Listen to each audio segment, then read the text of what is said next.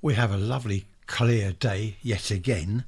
It's -4, which is 24 Fahrenheit, 1006 millibars on the barometer. The wind, oh no, it's from the west now, it was from the east. The flag can't make up its mind, I don't think. This is the interesting thing. Humidity 69%. Now, here's the thing. The frost, normally when I look out to see whether it's frosty or not, is dark, and it was this morning. But I shone a torch down the garden, no frost anywhere. No frost on the shed roofs, the grass, no frost at all, and yet both bird baths were solid ice, the pond covered in ice. So what does that mean? Presumably there's no moisture in the air, or very little, 69%. I don't know how accurate these things are. You know, it says temperature this, humidity, percentage, whatever that. I'm not sure how accurate they are at all. But that is interesting.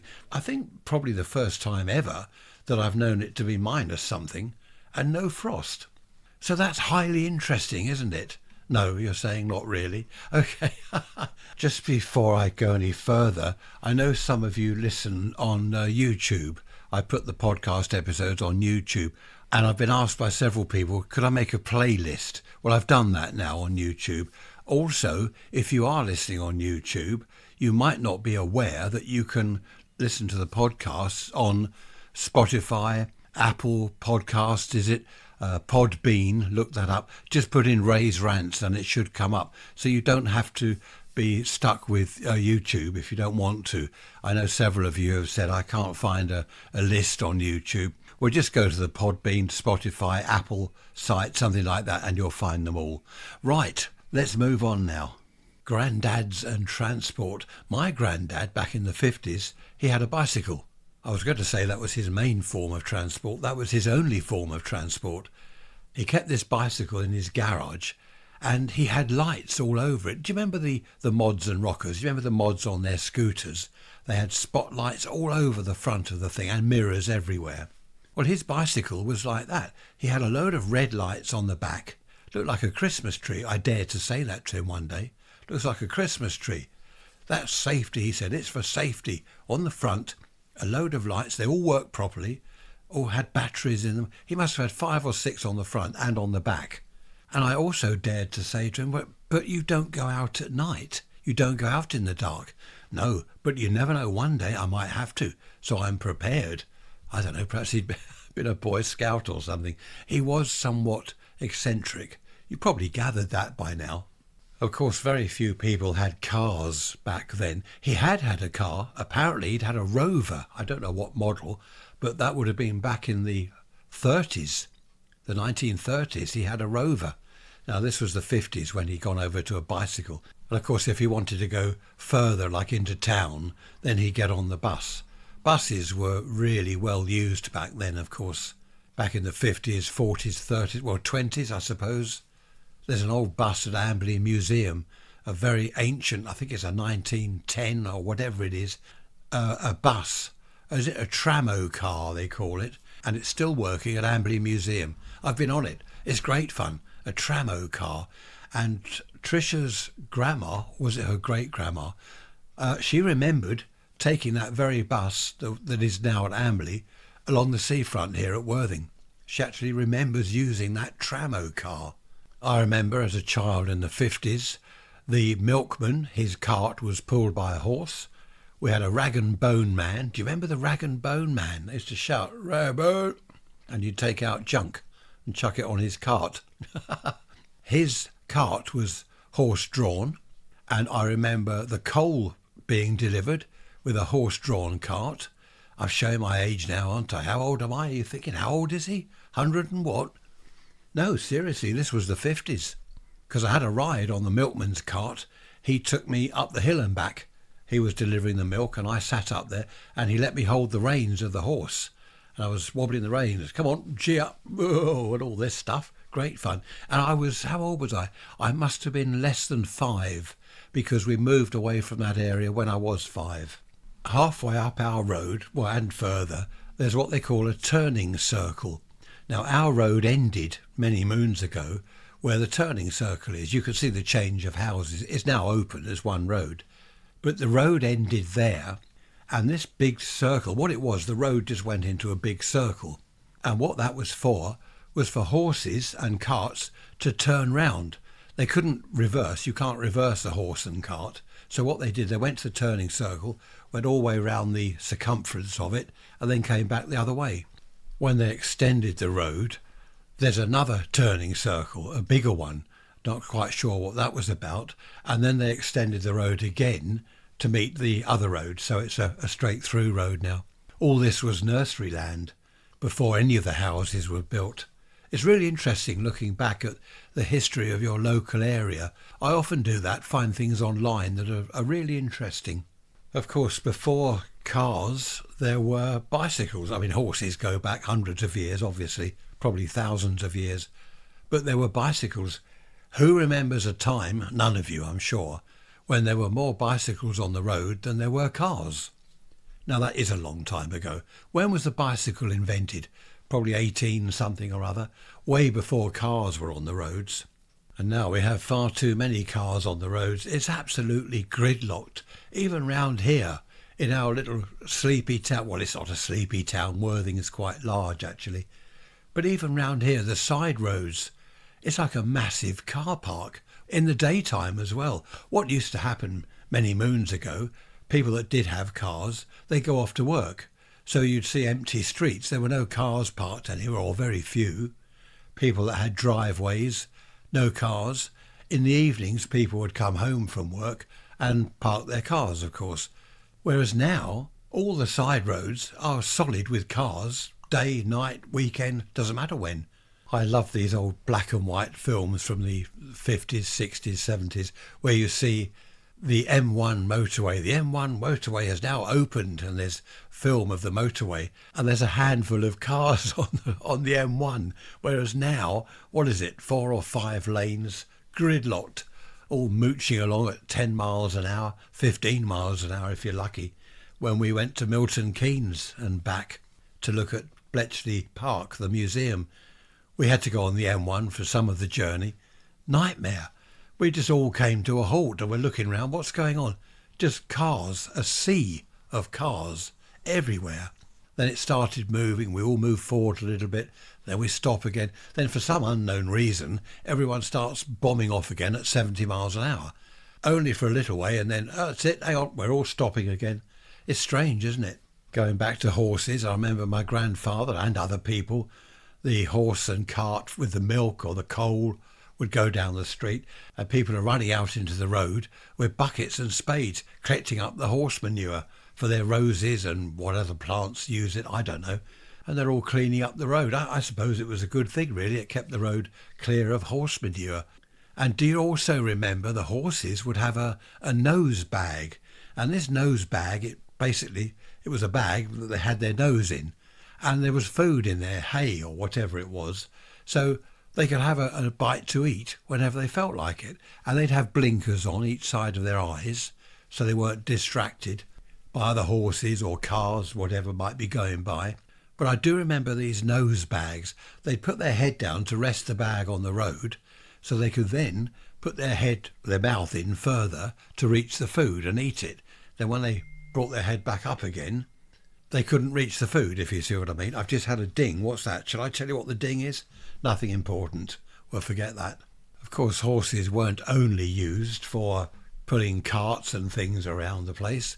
Look at the farms. They were pulling ploughs and machinery, all sorts of things before tractors. And, of course, they were used... Oh, this is awful. The First World War. I saw something about that the other day. All the horses, hundreds of thousands of horses, they couldn't bring them back when the war was over, so they shot them. Isn't that awful? They couldn't bring them back. There was no way. Hundreds of thousands of them. So they all got shot. That's awful. Horses are lovely, aren't they? Of course, then we had mopeds, motorbikes, scooters, all that sort of thing.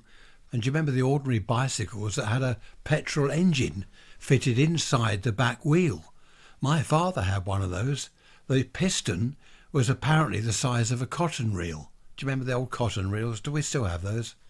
And he used to go off to work on this thing back in the 50s, putting down the road. It was a weird thing. Half the time it wouldn't start, so he had to use it as an ordinary bike. It had pedals. And when it did start, it wasn't really much good. I think there was more noise and smoke than actual propulsion. But it was quite an interesting thing to watch. I used to enjoy looking at that, especially when he'd pedal off down the road, waiting for it to start, and it would putt and there'd be a puff of smoke, and eventually it might burst into life. My cold's gone now, but I've still got a bit of a rough voice, as you probably gathered. Very rough. Hopefully that'll disappear. A little bit of a cough left. You're not interested in that, are you? What am I going on about? Of course, the best mode of transport that people really should do more of today is walking. Your legs, your feet, actually do some walking. I'm getting into that now as we're getting into, well, not getting into spring, are we, but getting through the winter. Beautiful day today. I've been out, I've walked round the shops and back. I had a haircut. Trish said, take a hat with you because when you come back, your head will be cold, because I had a mass of hair. It did look like a fur hat. And I said, no, that'll be all right. Do you know, walking back, my head was cold. It was freezing. I'd lost my hat. Listen to my wife. She's always saying, listen to your wife. I should have taken a hat. Not to worry, live and learn, or don't learn in my case. Beautiful sky out there, blue sky, sunshine.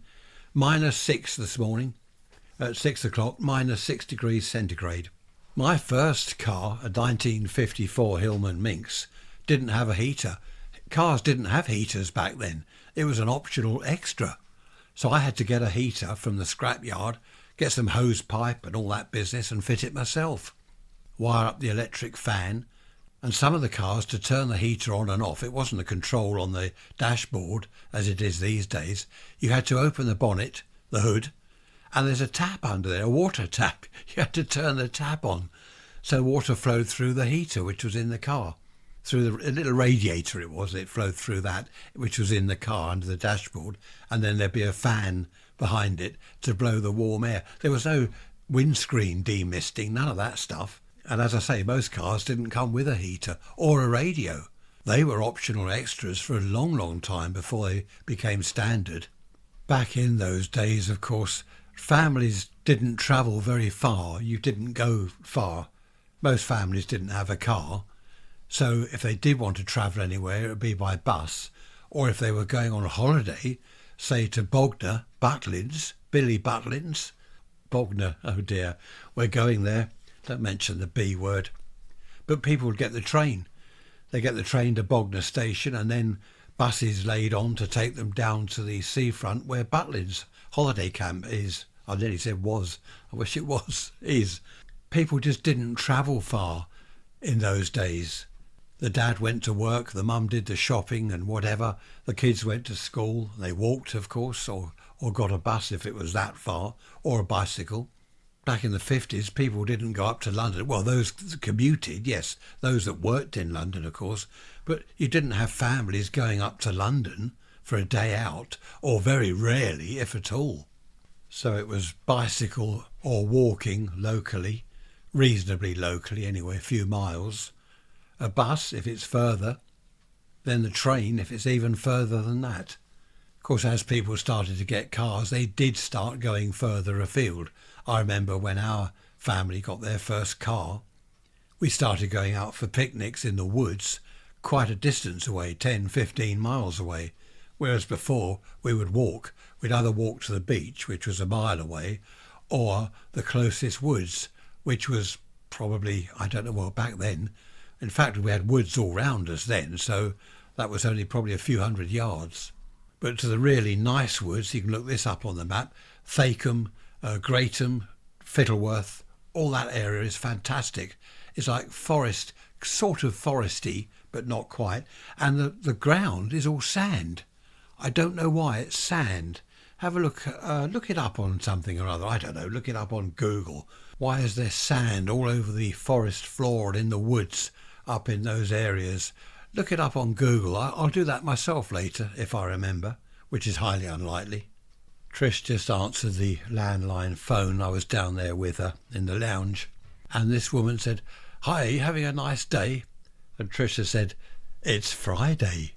This woman, she put it on speakerphone. This woman said, Hello, yes, I'm calling about life assurance. And Tricia said, I like Fridays. And the woman hung up. She probably thought, oh, goodness, I've got some crazy woman on the phone. And she hung up. So that's good. I wish they wouldn't phone. When they phone and I answer, hi, you having a nice day? I'd just say I was till you phoned. I wish there was some way to stop these nuisance calls. Going back to bicycles, I remember, I expect you do, ladies' bicycles without the crossbar, a basket on the front and a saddle bag or 2 bags down each side of the back wheel. If a mum had a lot of shopping to do, or the shops were quite a distance, she'd take her bike, do the shopping and put it in the basket on the front and the saddlebag, put stuff in there, potatoes and vegetables and all the gear like that. Now that was a good setup, wasn't it? That was a good idea to go on your bicycle. And of course a lot of the shops, they would deliver. I remember that, as I said, was it last Wednesday on the midweek message? I remember my mum going into the shops, order a load of stuff, I'll have all that, and the chap would say, right, we'll deliver that. Be about half an hour, will you be back by then? Oh yes, I'll be home. Right, we'll see you in about half an hour. And they deliver it, free of charge. If that sort of thing happened these days, if you could pop over, well, people don't pop over the local shops though, do they? They go to the supermarket and get a mass weekly shop. They don't go pop over the local shops for a cabbage or a bag of tomatoes anymore. It's a shame. Just changing the subject. Do you remember Alistair Cook, Letter from America? He did that for years. He was in America, he lived in America, English chap, and once a week he would send a 15-minute recording. He had a reel-to-reel tape recorder. I don't know how he got it back to the UK, but he'd do a 15-minute recording about America. Local things like a local shop he'd been into and whatever was going on in America. A 15-minute chat on tape, which he'd then send back here, and the BBC would put it out. I think they did it on a Friday evening and a Sunday. They put this recording out, and it was really interesting. I remember as a kid, not really interested in journalists and news, but it was interesting listening to Alistair Cook. Look him up on Google. I think a lot of the recordings they were saying, they have saved and you can listen to them online. So that's something I might be doing. The reason I mention that is I was talking to an audio engineer in the week and I was talking about mixers and microphones and studios and podcasts and all this stuff. And I said to him, is it a good idea to have a completely dead environment, no kind of ambience at all? And of course, it's obvious what he was going to reply. It depends. If you're the BBC newsreader on the radio, then yes, you want a completely dead room. If you're doing a podcast like I am, then no, you want a bit of echo in the room, a bit of ambience, as they call it these days. So it's difficult, isn't it? As he said, you can't please everyone. Everyone's ear will be different, everyone's preference will be different. But I just thought I'd mention I was chatting to an audio engineer in the week. Quite interesting. My cousin, back in the 70s this would be, he was an audio engineer for Decca Records. And he used to, people like Anita Harris, apparently she'd say that she wanted my cousin, she wanted him to do her on the mixer desk, in the studio, massive mixer desk. Makes my little mixer look minute. But she wanted him, my cousin Bobby. She'd always say when she went to record a record, I want Bobby on the desk. So that was good. I don't know what he's doing now. I think he lives down in Cornwall or Devon, down that way somewhere. Obviously retired. I know I've mentioned this before, but so many of you have said you like hearing the dustman. The dustman crashing around outside with the bins and bottles smashing and things in the back of the cart. A lot of you have said you like that because it brings the episode to life. There are things here. I'm living in a real world. This is happening now as I speak. Others have said, oh, we don't want that noise. That's all that background noise is silly. We don't want it. Cut it out. It's difficult to know what to do. All I can do is go by the majority. And the majority of you like to hear the dustman. I don't know. Isn't it strange? When my workshop was in the shed, I very rarely got any peace and quiet. There were seagulls, pigeons, crows and squirrels on the roof. So I'm trying to repair vintage radios. and I've got this noise on the shed roof. There were fights going on, all sorts. I used to have to go outside the shed. Get off, you lot. Go on, clear off. Of course, they'd all disappear. Then 10 minutes later, they're back again. I don't know what they were fighting over. There was no food on the shed roof.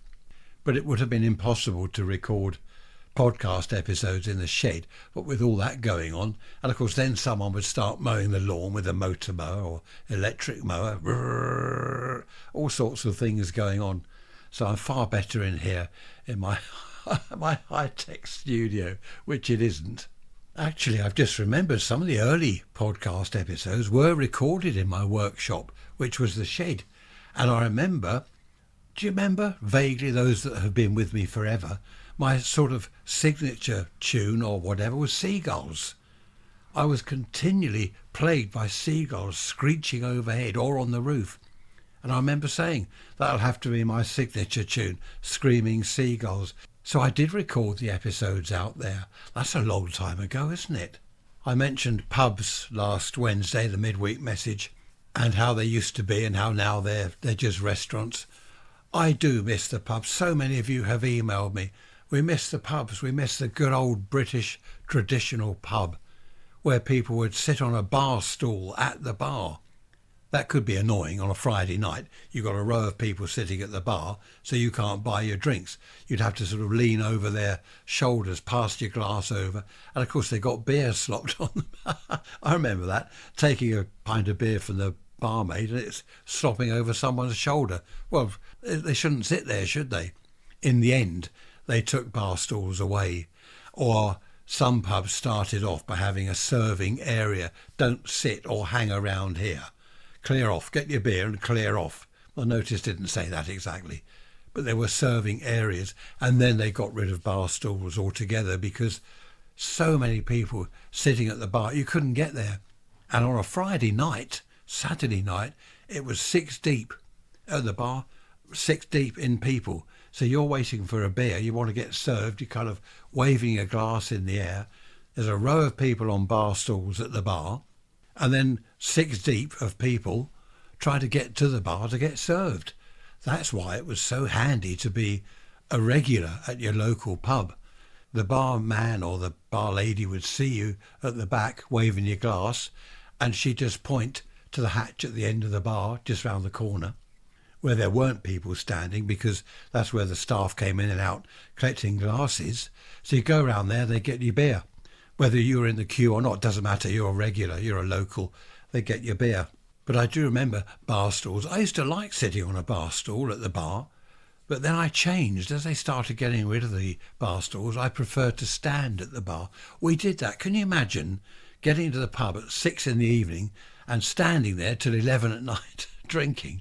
I didn't do that. I was an upright pillar of the community. But I know people that did. They get there at 6 and stand there till 11 or half 11 and then walk home. Well, stagger home anyway. But I do miss the old pubs. They were great. They were part of British English life. You know, the pub was at the heart of the local community. It was fantastic. And what was it John Cleese said? That particular avenue of pleasure has since been closed off. I think Sybil, that was 40 Towers, Sybil, his wife, was telling him off about gambling. And he said, oh, no, gambling did. No, that's a particular avenue of pleasure has since been closed down or something like that. He wasn't allowed to gamble on the horses.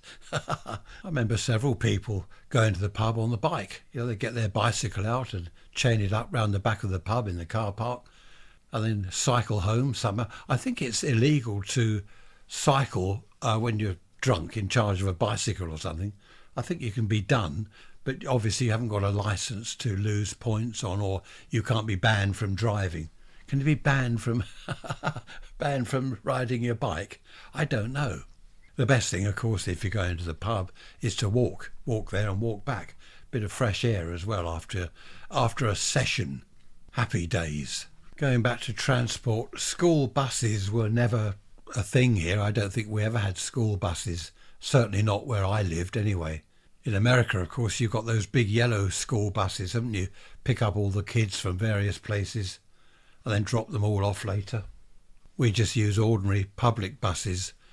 Would have been a good idea, actually, to have school buses. Mind you, There were 600 boys at my school, my secondary school. Would have been a lot of buses, wouldn't it? How many do you get on a bus, a coach-type bus? 30, 50, is it? Would have been a lot of buses, I suppose. But I do think that would be the answer these days if they had school buses rather than all the mums and dads dropping kids off in cars and picking them up in cars. Why not have one bus that goes round, picks them all up, chucks them out at school, drags them all out in the afternoon and dumps them back at home? That's an idea, isn't it?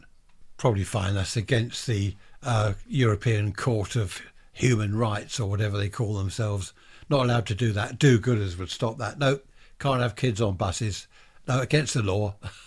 Against the law. I nearly said something rude then. One of these days I'm going to swear on here and forget to edit it out. And I'll get loads of emails. I bet loads of emails, I bet 98% of them would say, more, we want more of that, more swearing. Little story for you. A friend of mine, Ken, he started going out with a girl, Katie. Now, this girl lived with her brother, and he was a bit of a recluse, her brother. He wouldn't go to the pub. You know, whenever she came in the pub, she was on her own, and she was always saying, oh, he's boring, you know. But she lived with her brother just briefly because their parents had split up and gone their own ways, and her brother, his name was Colin, they had nowhere to live, so they rented a place together. I think their parents had only split up about 6 months previously. So they're renting this flat together. He was a bit of a recluse. And Katie, she got together with this friend of mine, Ken. And they started going out with each other. And after, it must have been 2 or 3 months they'd been going out. They'd often come in the pub together. Never saw her brother, being a bit of a recluse. And apparently, according to Katie, he never had a girlfriend and he was a bit shy. So she was quite happy just to leave him back in the flat that they rented. Whenever I saw Ken, he used to say that he and Katie were getting on really well together, and all us lot in the pub thought that's it, you know, they're going to be together for life. It was that good. They didn't always come in together. Sometimes he'd bring her in, or they'd go out somewhere else for a meal or whatever it was they did. And then one day, Ken came into the pub. He looked miserable. And I said, you all right, Ken? Oh, yeah, I'm all right. And I said, well, you're obviously not. What's the trouble? It's Katie, he said. We just had a few arguments and we've not been getting on. I don't want to talk about it. He went and sat on his own and spent the next couple of hours on his own just drinking beer. He really did look miserable. I don't know what had happened, but I thought, well, I'll leave him alone. I won't interfere. He obviously wanted to sit on his own and contemplate whatever it was that had happened. I saw Katie a couple of days later over at our local shops. And I went up to her and said, hi, how are you doing? And, oh, yeah, I'm all right, she said. She didn't seem too unhappy. And I said, I saw Ken in the pub the other night and he said you two weren't getting on too well. I probably shouldn't have said that because it was none of my business, but I wanted to find out what the problem was. I liked them both and I didn't want to see them splitting up. Oh, it's nothing, she said. Oh, just an argument. It's nothing to worry about. And then Colin came out of a shop. And I said, oh, hello, Colin. Hello, he said. He was very shy and started to walk off. I said, anyway, Katie, I hope it's going to be all right with you two. It'd be a shame if anything goes wrong. No, it's fine, she said. As she walked off with Colin, I heard him say to her, what was the trouble? What was he talking about? And then they got out of my earshot, so I couldn't hear. She probably didn't want to discuss it with her brother because, same as me, really, it was none of his business. A few days later, I was in the pub. I hadn't seen Ken for a while, and Katie came in on her own. And we took our drinks over to a table and sat down, and I said, oh, no Ken tonight. She said, no, I've not seen him for a while. I said, no, I haven't seen him for a few days. I asked her whether they were okay, and she said, oh, there are problems. I don't really want to talk about it. So fair enough, okay. I said, that's fine if you don't want to talk about it. And then she said, well, the thing is, I've got no one to talk to. My mum and dad split up, as you know. They've moved away. I can't speak to either of them apart from on the phone. And I can't speak to my brother about it. So I said, well, I'm here if you want to have a chat. She looked down at her drink and fiddled with her glass for a minute or two. She was a lovely girl. She was early 20s. I think her brother was a couple of years older than her. She was a lovely girl, very friendly, very chatty, quite attractive. Then she looked up at me. "There's a huge problem," she said. "Colin isn't my brother, is my husband." To say I was stunned would be an understatement. Stunned, gobsmacked, I just shocked. I couldn't believe it. Her husband? I didn't know what to say. I just looked at her, just stared open-mouthed at her. Eventually I said, "Your husband?" which was a stupid thing to say. "Yes," she said, "my husband." We sat in silence for a few seconds, seemed like about an hour. And I said, "Ken's obviously found out." "Yes," she said, "and that's the end of us." I didn't want to question her because, again, as I've said before, it was none of my business. But why on earth would she pretend that her husband... I just didn't know what to think or what to say. She finally opened up and said that her husband was boring. Well, I realised that. He was a recluse. I also knew that, except I thought it was her brother. He wouldn't go out anywhere. He was miserable. He was no fun at all. She wanted children. He didn't. And she was just looking for, as she put it, looking for love, looking for a proper relationship. Understandable, but to lie to Ken like that, had she said from the outset that it was her husband and told him the truth, he might have then understood and stayed with her, tried to help her or whatever, I don't know. But to come out with a massive lie like that everyone in the pub thought it was her brother. I suppose as Colin never came into the pub and wasn't likely to, she thought she could get away with it. But not forever, surely. I don't know what she'd intended to finally say to Ken. I know that Ken had been pretty serious, and once or twice over the months he had said about spending his life with Katie, and I think on one occasion he'd mentioned marriage. So how on earth was she going to deal with that situation when it cropped up? "I don't know what to do," she said. "I want to be with Ken and I want to leave my husband." I said, "Well, the best thing you can do then is first of all tell Ken everything, tell him the truth." "Oh, I have," she said, "I have. I've told him everything. I've told him everything about Colin." So I said, "Right, the first thing to do then is to leave your husband, surely. Leave him, get a place on your own, and then say to Ken, 'Look, here I am on my own, I've left him.'" Whether that was a good idea of mine or not, I really didn't know what to think. Katie finished her drink and said that she had to go, and that was the end of that. I hadn't seen either of them for something like 3 weeks, until one evening they came into the pub together. They both looked happy, they smiled at me and said hello, and I thought, that's it, that's good, they've solved it. I wonder whether she took my advice. Apparently they'd had a good long chat together. Colin had known, that's her brother, well, her husband, Colin had known what she was up to and moved out. He'd gone his own way. So Ken had moved in with Katie into Katie's rented flat. It was all rather bizarre, but even more so when Katie said to me that Colin had been seeing someone else all along. So I don't know what sort of situation that was. It seemed that everyone was happy. They all lived happily ever after. In fact, Ken and Katie did get married, because I'm talking about years ago. And they had children, and yeah, everyone lived happily ever after. What a strange setup, though, isn't it? How does the saying go? Truth is stranger than fiction. Certainly was in this case. Just had another daft weather headline. UK weather latest. Warnings for snow and ice extended as Arctic freeze blasts UK. It's truth. Arctic freeze now. We're being blasted. Several of you have asked about I used to do the news flashes. I get a little sign come up on my watch. There'd be a little tune on my phone or my iPad to say there's a news alert or a news flash, and I'd read them out if they were important. Well, I stopped doing that because one or two of you didn't like it, but quite a lot of emails. Where are the news flashes? They were interesting. So, okay, only the important ones, though. I won't read out waste of time ones, which a lot of them are, to be honest. And I won't read them out in the middle of something important that I'm saying. Something important, listen to me. Do I say anything important? You know what I mean. I think that was the problem one or two people had. I'm in the middle of telling you something and then, oh, hang on, news flash, and I go off on that and then come back to what I was telling you. I suppose that can be annoying. Last Wednesday on the midweek message, I was saying, where do you listen to the podcast episodes? Where and when? Had a few answers. Frederick, hello Frederick, he listens in the bath. Can you believe it, in the bath? Well, why not? Sounds like a good idea to me. Then who else have we got on my list here? Tim. Tim, he says he listens while his wife's watching soaps on the telly. He puts ear pods. Are they pods or pads? He puts those in his ears and listens to the podcast episode, in his words, while she watches rubbish on the telly. That's good. Oh, and hang on, I missed the last bit. He pretends he's listening to the programme. She can't see the AirPod things because he's got long hair. That's excellent. So he just nods and looks at the telly and whatever she says, that, oh, yes, of course.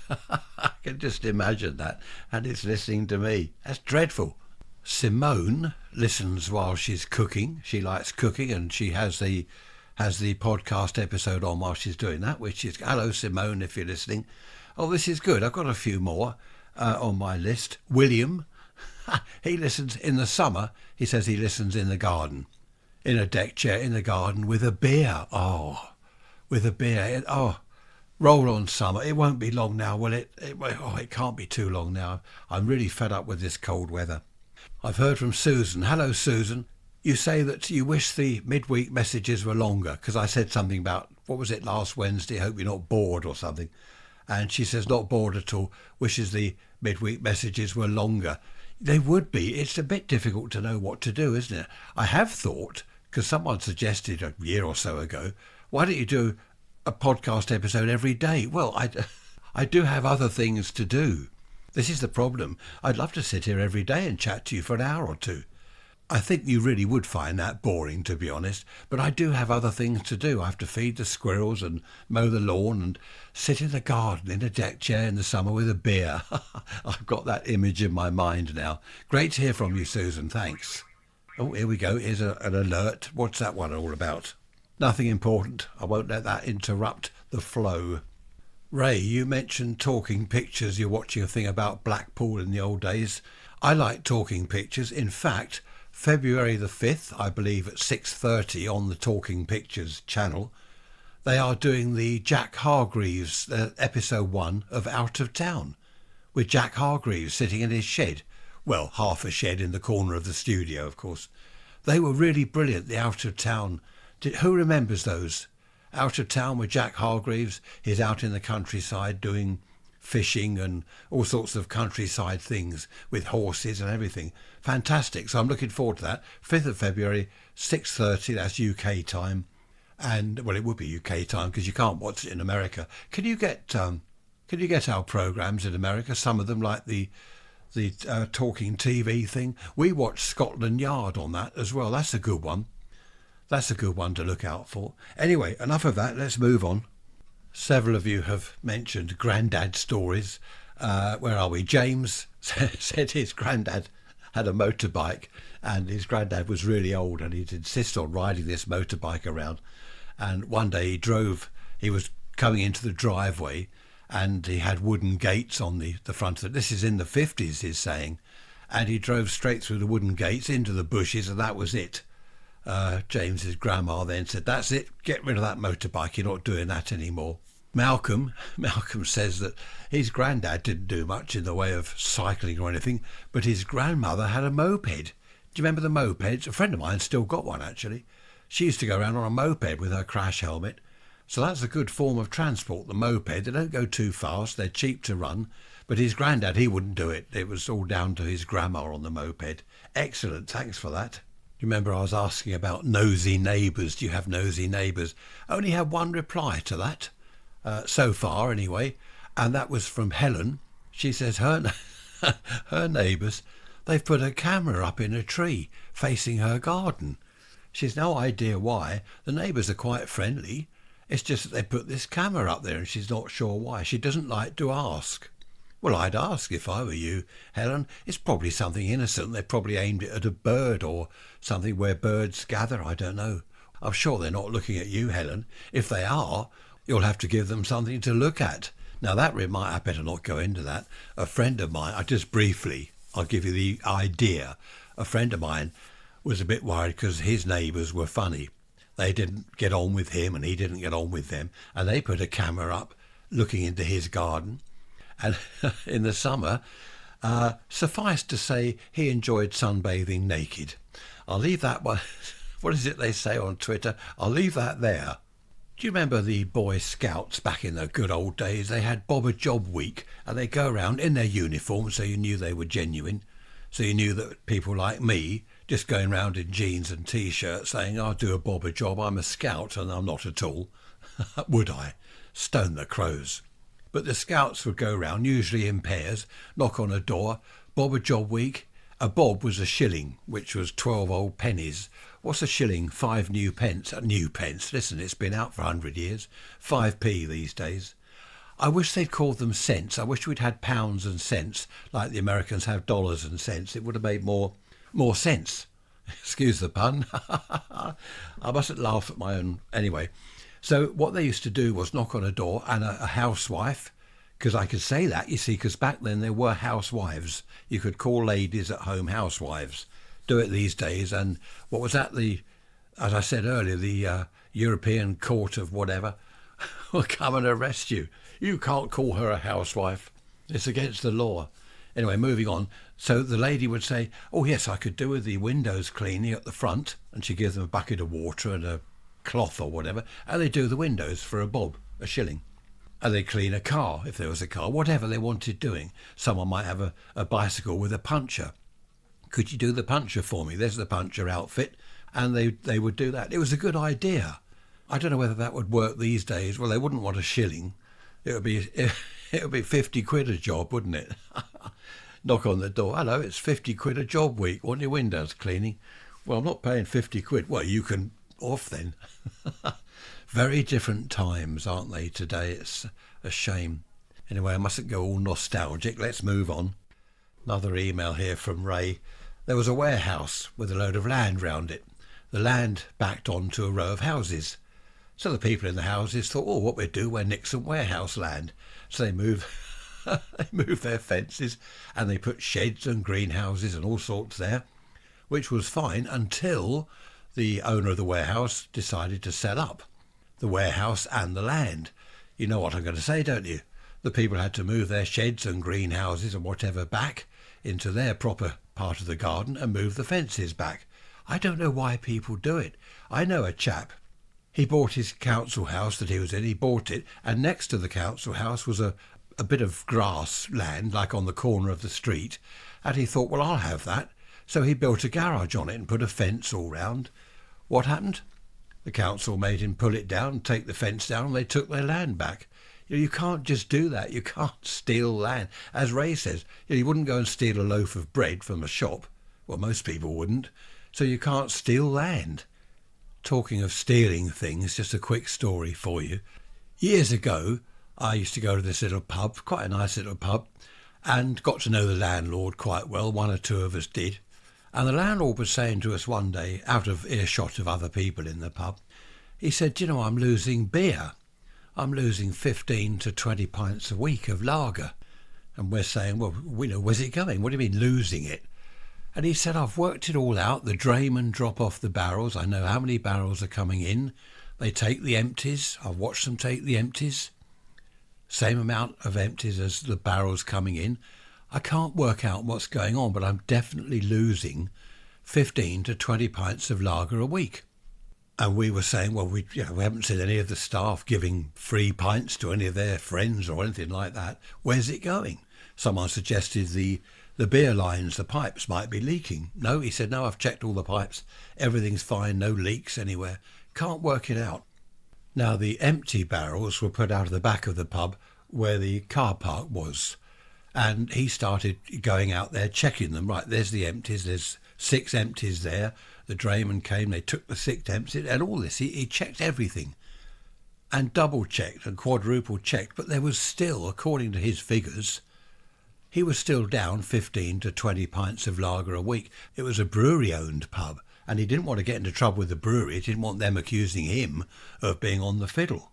I'll keep it short because, as I said, it is quite a long story.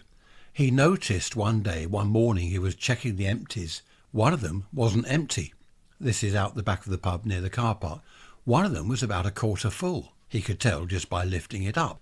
With a felt-tip pen, he drew an X on it underneath the barrel where it couldn't be seen.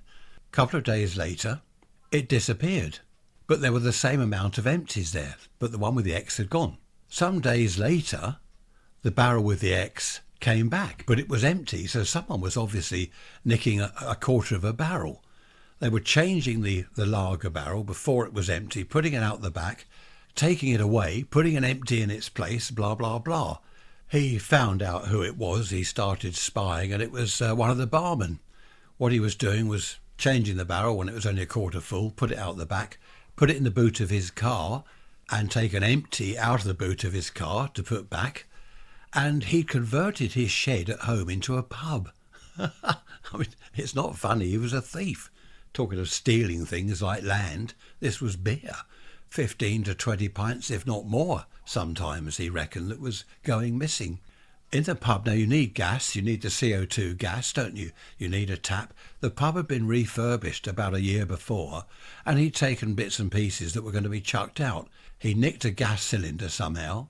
He nicked the beer lines, the tap for on the bar, all sorts of bits and pieces, the fitting to go on top of the aluminium. Are they aluminium? I think they are, on top of the barrel. And he'd set up his own pub. And he was sitting in his shed in his own little pub, enjoying free beer. Of course, the police were called in, and he was prosecuted, so that put an end to his little scam. No doubt there are scams going on all over the place, and a lot of people aren't aware of it.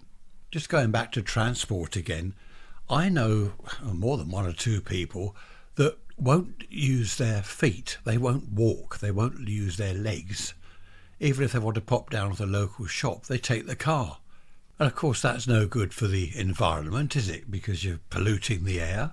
It's no good for your health because you're lazy and won't walk anywhere. People won't though, will they? I know several people.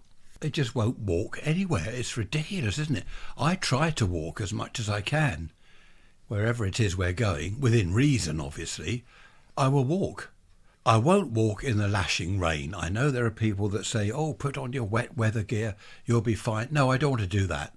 I don't want to spend 3 hours getting ready in a load of waterproof gear, go for a walk, get home again, spend another 3 hours taking all the gear off and drying it. I can't be bothered. I'd rather wait till the rain stops, to be honest.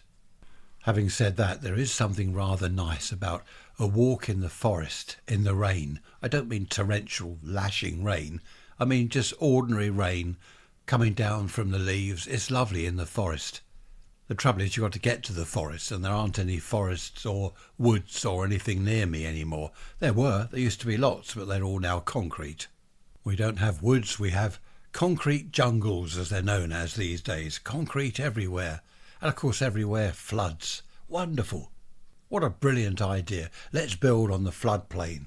Let's build right next to that river, because we know when it overflows it floods that field. Right, we'll build a housing estate there. Another brilliant idea. It makes me wonder who these idiots are, as I've said before. Idiots sitting behind desks, looking at a map. Oh look, a floodplain. That's good. The farmers can't use the field to grow anything, so it's not agricultural because it floods. Tell you what, let's put a block of flats there. Okay. And the flats end up like the Leaning Tower of Pisa because all the foundations get soaked and the whole thing falls over. I've always called it the Leaning Tower of Pizza. It's Pisa, isn't it? Not pizza. One of my grandchildren corrected me, it must be a year ago. I was talking about the Leaning Tower of Pizza. It's not pizza, Granddad. Happy days. Just going back to the chap that stole the beer from the pub, you were allowed, you probably still are these days in pubs, a certain amount of what they call ullage, U-L-L-A-G-E, ullage. That is spilt beer, wasted beer. For example, when you clean the pipes, you put the detergent through the beer pipes, pull all that through, then flush it out with water or whatever you do, and then you've got to pull the beer through. That's if it's like a beer engine, you know, the thing they pull on the bar, the pump thing. And of course you've got to have the first pint or two, which is, ullage, you throw it away. But of course you're not allowed 15 or 20 pints of lager a week as ullage. You can't put that amount down, it's just ridiculous. I remember, because I worked in a pub only for a few months, many years ago, and the barrels of Guinness had their own gas in them. They had a cylinder of gas actually inside the barrel, so you didn't need the external gas pipes.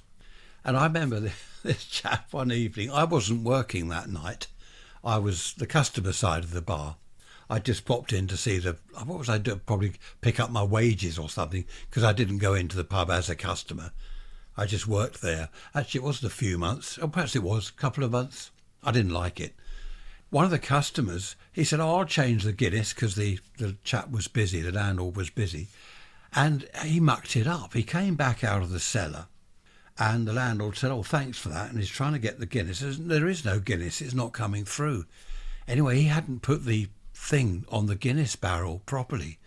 By the time the landlord got down there, everywhere there's Guinness spurted all over the place, all over the cellar. Everywhere's dripping in Guinness. Oops. Oh, that. I mean, it wasn't funny, it was awful, but he shouldn't have let a customer do it. This customer was a know-all.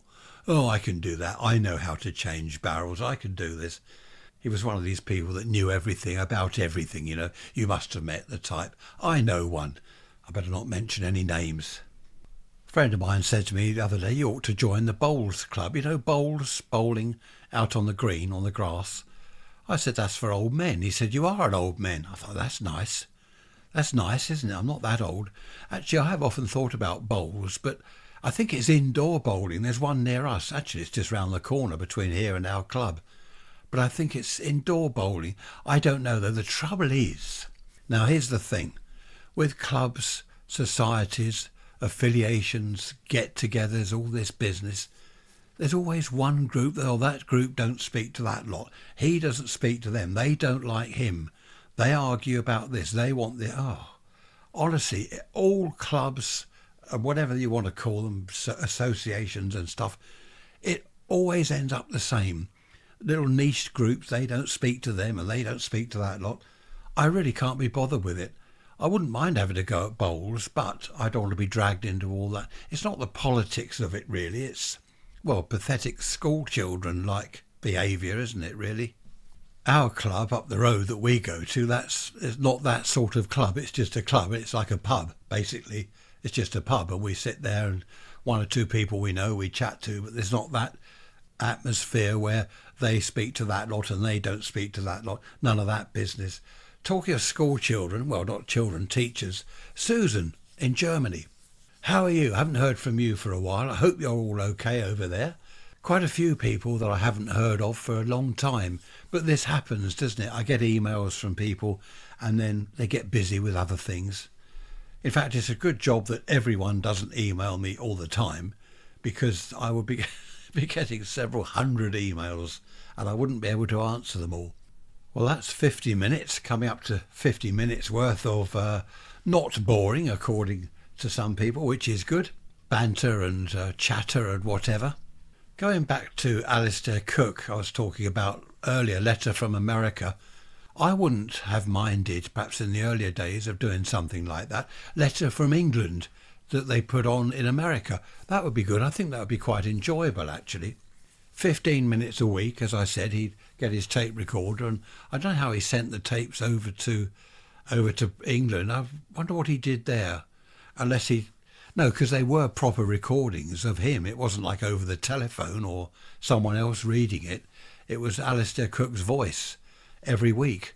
Must have flown the tapes over, something like that. But that would be quite good, wouldn't it? A letter from England, how about that? A letter from Britain. I don't suppose people are interested these days, are they? I wonder how many people would be interested if there was someone doing Letter from America these days. I would be. It's only 15 minutes a week. I think I'd listen to that just to catch up with what's going on, the gossip and whatever else. Just going back to pubs once again. I won't go on about pubs too much. Actually, yes, I will. I like pubs. This chap, he was a right gossip, a real gossip. And what we used to do was feed him false information, okay? Hoax, what is it these days? Hoax news, a fake news or something. Disinformation. And one chap said to him, oh, so-and-so behind the bar, she's getting divorced. And he said, really? Yeah, she's been seeing someone else. And of course he went round telling people. It wasn't meant to be malicious, it was meant to be fun, but it got out of hand. There's this rumour going around that the lady, I was going to say girl, but she was, late 20s, 30s? She was happily married, and there's this rumour going round she's seeing someone else and she's going to get divorced. course, she got to hear of it and she went ballistic. She went mental. And anyway, this chap who was the gossip, he didn't, whether he got thrown out or banned from the pub, I don't know. But he disappeared. We didn't see him again in the pub. It was okay initially when we started giving him misinformation. It was nothing serious. But this idiot friend of mine went and said, oh, she's getting divorced. And of course, that kicked the whole thing off. We used to have fun back in the old days, in my teens and early 20s in the pub. It was good fun. Not like these days. As I've said recently, people don't seem to have fun anymore, do they? Why is everything banned? Everything that's good fun is banned. Do you remember I talked about playing conkers at school? That's been banned. Mummy's little soldier might get bruised knuckles. Oh, we can't have that. He'll have to have a week off school. I'm going to end on this because I see we're coming up to the hour. In the good old days, we used to graze our knees, have cuts and bruises, go home with a big bump on your forehead, all grazed, elbows and knees grazed. Excellent, happy days. I must just tell you what a friend of mine sent me the other day. It's about the weather forecast, and it says, snow is possible anywhere, from 1 to 180 inches deep, maybe or possibly. It could start at 7, 8, 9 or 10 o'clock, maybe 11 o'clock. Possibly not until tomorrow morning. Maybe not at all. Actually, it might rain. That rather sums up the weather forecast nicely. I don't know where he got that from. Probably on Twitter, or it's X now, is it? They call it X. But I thought that was rather good. It's now Saturday, so I shall end the episode. Just one more thing. Storm Isha, don't know how you would pronounce that. UK on alert for weekend wipeout. It's truth, as 80-mile-an-hour winds hit. So we've had all sorts of weather warnings, and there's another weather warning just come up. So I hope my amateur radio aerials are all okay. At the moment, well, it's 10:30 in the morning, quite a wind from the west. I think the worst of it is tonight, about 2300 hours UK time, of course. Lashing wind and the rain, of course, lashing rain, I should say, and wind, or lashing everything by the sound of it. But a lot milder. The wind is coming up from the south, apparently, later on. So as it comes up across Europe, it should be a little bit warmer, certainly warmer than the beast from the east or the whatever it is from the north. Okay, take care, everyone. I will see you on Wednesday with the midweek message, of course. Until then, have a good week. Enjoy yourselves. Do everything I wouldn't do and everything I would do. Main thing is stay healthy. Thanks for listening. See you Wednesday. Bye-bye for now.